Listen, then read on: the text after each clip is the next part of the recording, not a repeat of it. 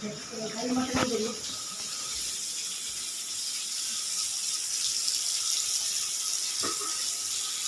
நல்லா மீன் குழம்பு நல்லா கொதிச்சுக்கிட்டு அதுவே நீட்டாக நல்லா காரம் தரமாக இருக்குது. இது வந்து மீன் பொரியல்.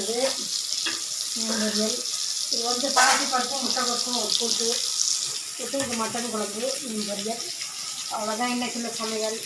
பாய். அடுத்தடுத்து வந்துக்கிட்டே இருக்க வீடியோ பாருங்கள், ஸ்கிப் பண்ணாமல் பாருங்கள், ஃபுல் வீடியோ பாருங்கள். 1 மணி நேரம் வீடியோ ஃபுல் வீடியோ பாருங்கள்.